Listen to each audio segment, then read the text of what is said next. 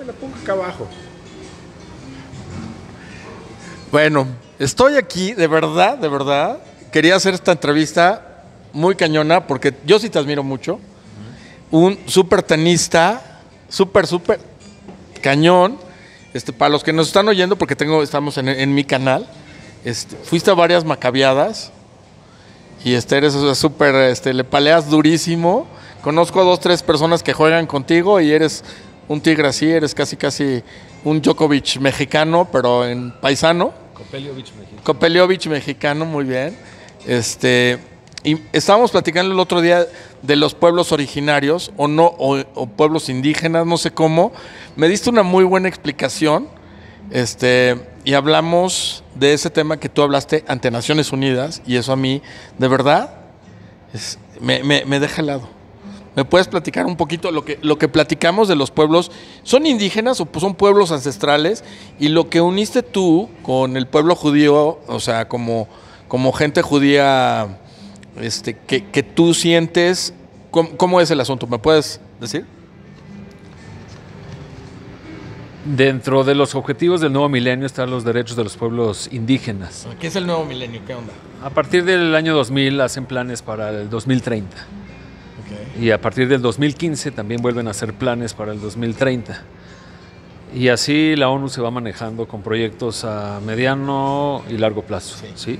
Ahí voy. Si tú síguele. Sí, pero el tema de los derechos de los pueblos indígenas es muy interesante porque... ¿Son pueblos indígenas? A todo mundo le compete, pero cuando he tomado la palabra en los paneles de cultura de la educación por la paz, que son a los que me invitan, y tomo en consideración siempre el bienestar supremo de los pueblos originarios, que así lo subrayo y así es como yo les llamo, originarios y no indígenas, le llama la atención a los demás ponentes, al chairman, que es quien dirige los paneles, claro, y al público.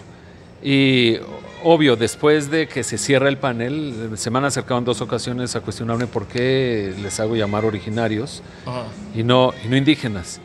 Y es así como surge la invitación para ir a hablar al Senado romano por invitación de lo que ahora se llama el Levante Mediterráneo, que es el este de Europa, el norte de África y el Medio Oriente, que existe ahí como es un área geográfica que ha estado en conflicto por muchísimo tiempo, y ahora tienen a alguien que dirige esa zona, que es Emil Constantinescu, que fue el presidente de Rumanía en el 96 hasta el 2000 en la época de Clinton, y me invitan a hablar sobre esta particular denominación de originarios, cuando realmente tendría que ser indígenas, para que les haga yo saber cuáles son las condiciones para que un pueblo se considere originario. ¿Cuáles son? Son 2. Una es que sus festividades cívicas y religiosas coincidan con el calendario agrícola anual y su clima, y el otro es que todos los motivos iconográficos de su cultura se vean reflejados en sus textiles, en su artesanía y en su joyería. Y bueno, con eso convencieron a los parlamentarios que eran parte del público y autoridades y expresidentes y personajes del Senado romano para que, hay una palabra que ellos denominan acknowledge, que es como reconocimiento en consenso, para que entonces, como uno de los... Bueno, hablando de lo que son los objetivos del nuevo milenio, cuando se habla de los derechos de los pueblos indígenas, en Israel han querido denominar al pueblo judío como un pueblo indígena para que aplique esta denominación de los derechos de los pueblos indígenas. Y yo les corrijo y les digo, el pueblo judío no es un pueblo indígena, aunque varias de las condiciones de lo que es un pueblo indígena en la ONU coincide con el pueblo judío en Israel. Y yo les hago saber y les subrayo que la denominación para el judío en Israel, para el pueblo judío en Israel, para los israelitas, es un pueblo originario. ¿Por qué? Porque sus festividades coinciden con el calendario agrícola anual y su clima, sus festividades religiosas. Mas, sin embargo, no es así con el pueblo palestino en los territorios de Gaza y Cisjordania, que yo no les llamo ocupados. ¿Por qué? Porque con esta explicación el ocupacionismo no existe.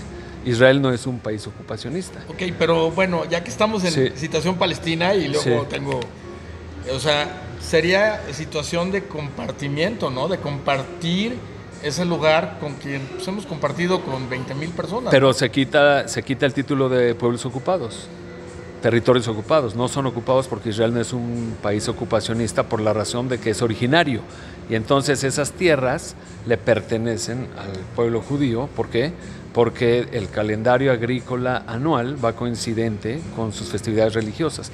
Y no es así con el pueblo palestino. Desde no Tu Bishvat hasta todo. Todas, diario 3 veces reza el pueblo judío por el clima en Israel. O sea, todas las festividades coinciden con el calendario agrícola, excepto Hanukkah y Purim, que tienen que ver con milagros. Mashiva Ruach o Morida Geshem. Exactamente, que brote el rocío o que caiga la lluvia, y lo pides 6 meses y 6 meses alternado. Pero yo tengo mi mejor amigo es Fadi El Salamen, que es un palestino luchador incansable por una cultura de paz en la zona, y fue educado y financiado por una familia judía en Washington. Inshallah. Sí, y yo le respeto bien su postura y su lucha por mantener una sana relación con el país vecino que es Israel. Pero si hacemos un análisis del calendario musulmán o cómo se manejan los árabes en cuanto a sus festividades cívicas o religiosas en relación con el calendario agrícola anual, no coincide, porque han querido hacerlo conforme a los días del calendario judío, pero nosotros tenemos un mes cada 4 años que se extiende, y entonces eso va aplazando el calendario de los países árabes, entonces no coinciden con el calendario agrícola. Es un tema fascinante, que las autoridades, incluso obvio que el público era un público no judío, y que hasta pudieran haber tenido ciertos roces en algún pasado, todos en consenso coincidieron con la explicación, y todos firmaron, se llamaron los Acuerdos de Roma. Sí. Te quiero preguntar, porque he visto unas litografías por ahí tuyas, buenísimas, pueblos mazahuas. Yo creo que de los pocos que le he dicho a alguien de la gente tlahuica de Morelos, tú me lo dijiste antes, estábamos platicando y me dijiste de muchos. Tienes, a ver si podemos ir metiendo en el video más adelante, metiendo parte de tus litografías y todo, pero está padrísimo. ¿Nos puedes platicar un poquito de qué quieres captar de la gente, de, no sé, de sus actividades, de su alegría o de su tristeza? No manejo el tema de la tristeza dentro de mi obra, más bien intento reflejar la parte positiva, contemplativa, vislumbrante, soñadora de estos pueblos originarios. Comencé mi trabajo siempre pintando niños y niñas de todo el país, de estos territorios. Mas, sin embargo, ahora estoy enfocado en las mujeres originarias. Y no nada más en las mujeres originarias, sino por el tema de su cosmovisión y cosmogonía, que tiene que ver con la dualidad siempre. Pues estoy obligado no nada más a pintar mujeres, ahora también pintar la parte opuesta, que es el hombre. Entonces estoy pintando una serie muy interesante que tiene que ver con mineros. Te están llamando del Parlamento Indígena. Sí, justamente. Sí, pero saben que los domingos no contesto. Sí, y mencionabas a los tlahuicas. En el Estado de México están los mazahuas, otomís, matlacincas, tlahuicas y nahuas, que hay 3 de las etnias en el Estado de México están en peligro de extinción. O sea que lo importante ahora es mantener viva estos valores de identidad. La gente que está en Metepec, por Toluca, ¿en no, dónde están están divididos. Están divididos, pero por ejemplo lo que son mazahuas y otomís se mantienen vivos y mantienen viva la lengua y todo, pero ya existen las universidades interculturales. En Querétaro están aplicando mucho, están tratando de jalar gente en lo otomí, en lo, no sé, en lo del área. ¿Qué pasa? Están muy pegados, ¿no? Coincide. O sea, vas a encontrar mazahuas que están colindando con Michoacán y otomís que están colindando también con la zona vecina. Digo, no están por estado, están por región. Seguro. O sea, tienes que irlos detectando por regiones, no tanto por las limitantes entre un estado y otro. Pero ahí, además, los pueblos mágicos más bonitos, como que están en esa área, ¿no? En ese rumbo. Yo he visto lugares como Aculco. Aculco, sí, muy bien. Está, pero Aculco se distingue porque tiene por el queso. O sea, para que sea un pueblo mágico es porque tienen algún atractivo muy particular, que es lo que les mantiene su economía, y además es atractivo para el turismo y les incentiva la economía obvio porque tiene reconocimiento y porque se les cuida su imagen, pero previo a ser mágico es pueblo con encanto. Los lavaderos, hay Preciosos. Preciosos los lavaderos, Preciosos. increíbles. Sí. Sí, los lavaderos, algo muy clásico. Bueno, Las lavanderas. Dinos ¿qué has hecho además? Que conoces a Clinton, te llevas de pliquete de ombligo con él y todo. Cuéntanos, ¿qué onda? ¿Qué has hecho? Además, ahí en Periférico tienes obras tuyas, o sea, hay algo que diseñaste algo para, no sé, un museo del diseño, ¿qué es? Lo que está junto al... El CAD. ¿CAD? ¿Nos puedes Centro de explicar Arquitectura y Diseño. Sí, me pidieron en algún momento... O sea, emocionate, brother. No, el CAD es el primer design center en México, el primer centro de diseño. El primer centro de diseño se hizo en los 60, 70 por el arquitecto César Pelli en Los Ángeles, que trabajaba para Victor Gruen, que era un arquitecto austriaco que sale de la Segunda Guerra Mundial y llega a California, inventa la propuesta de las 2 tiendas anclas para hacer un centro comercial, porque odiaba los coches y él no quería que hubiera coches entre tiendas, y entonces manda los coches a las azoteas, estacionamientos en las azoteas, sí, y se generan áreas de esparcimiento muy libre para todo el público. Las tiendas anclas de un lado al otro para que recorras todo, ¿no? Para que entre las tiendas anclas haya boutiques. Sí, y de ahí sale César Pelli, hace el Blue Wave, que es la ola azul, en Los Ángeles, California, y hace el primer design center. Y de la escuela de estos 2 arquitectos, pues nace la idea de hacer el primer design center en México, que eran 55 tiendas de interiorismo. El edificio ha cambiado un poco de giro, pero en su momento fue así un atractivo impresionante para interioristas y arquitectos, y para que la gente encuentre todo lo necesario para su diseño de interiores en el mismo espacio. Me preguntaste de Bill Clinton. Sí, eso está, ¿cómo? Un personaje, porque dentro de mi serie de pinturas tengo una serie que se llama Hacedores de la Paz. O sea, personajes que tuvieron el impulso y la influencia dentro de algún título de autoridad política para poder hacer un cambio en alguna región, que a mí me interesaba mucho el tema y me sigue interesando la paz en Medio Oriente, y pinté a todos los personajes que tenían que ver con el tema de paz en Medio Oriente, de los 2 bandos, tanto del mundo árabe como del pueblo judío, y los interlocutores, que entre ellos estuvo Bill Clinton como interlocutor de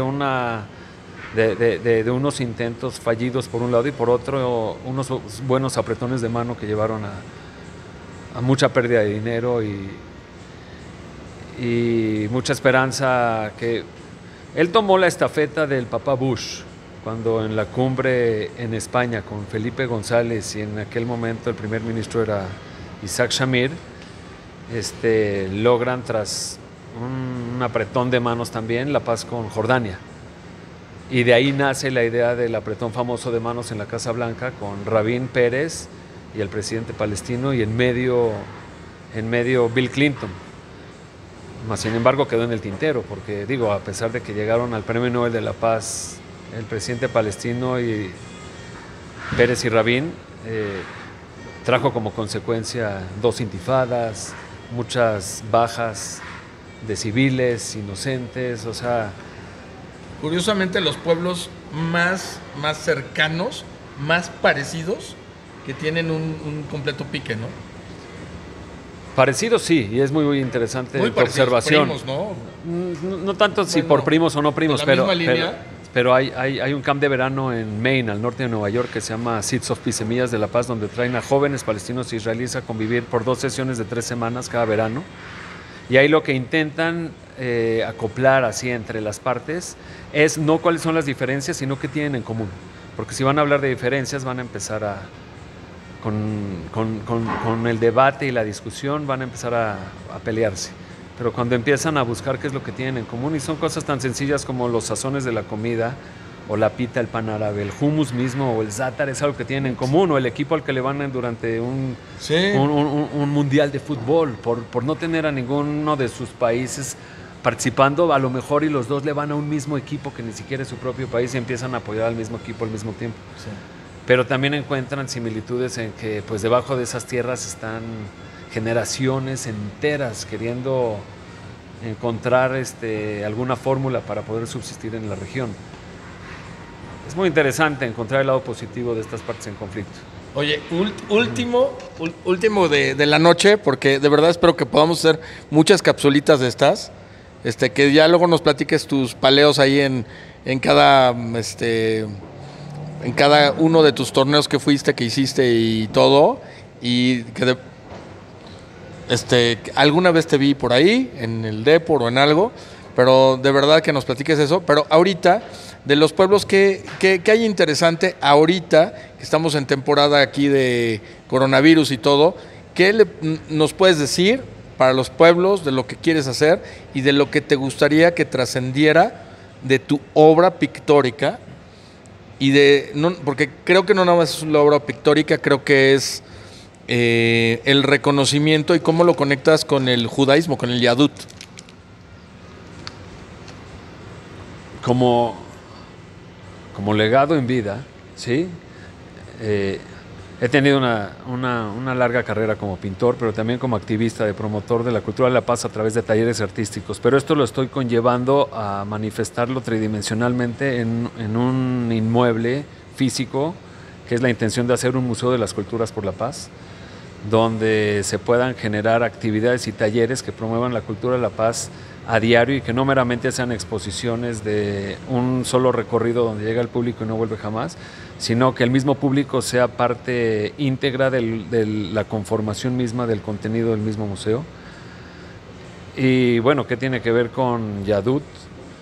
El pueblo judío se saluda con la palabra Shalom. Shalom es paz. O sea, somos un pueblo que constantemente se saluda y se despide con la palabra paz. Somos un pueblo que representa la paz y que tenemos como nuestra bandera al rey Salomón, que perseguía y añoraba la paz. La paz hay que perseguirla, no nada más añorarla. Ohev Shalom, Berodev Shalom. Rodev Shalom, o sea, perseguir la paz, no esperar a que te llegue. Como decía Picasso, o sea, el pintor requiere de un segundo de inspiración y 365 días de trabajo. O sea, la paz es lo mismo, es un segundo de inspiración y 365 días de perseguirla hasta alcanzarla. De luchar por ella. Es que la palabra luchar pareciera luchar. Como me lo decíais, yo estuve cerca de Lea Rabin cuando pinté un cuadro en memoria de Isaac Rabin y me dijo que no utilizara la palabra lucha por la paz, aunque él era un soldado de la paz. Mantener. Sí, sí. Él me dijo que no es lo mismo una lucha por la paz que un soldado de la paz. O sea, un soldado puede estar resguardando que no haya conflicto, pero un luchador puede estar buscando para encontrar la paz cierta confrontación, que eso es algo que me lo dejó muy claro y prefiero mantener esa postura en memoria de ambos, muy bien. Tanto de Lea como de Itzhak Rabin. Amén. Sí. Oye, pues muchísimas gracias, de verdad. Oye, es un honor contigo. Lástima que no no tienes un libro que me firmes ahí o una litografía. Eso luego nos haces uno, hacemos otro. Seguro. Pero de verdad te felicito porque espero que sea un éxito este museo, este baluarte, para que sigamos sosteniendo y persiguiendo Ohev Shalom, amar esa armonía, esa paz, Berodev Shalom. Y despídete, diles que le den me gusta. Póngale like. No sé si existe, además de un like, un Shalom. Shalom, peace and love. Exacto. Estaría buenísimo. Para todos. Bye, chavos.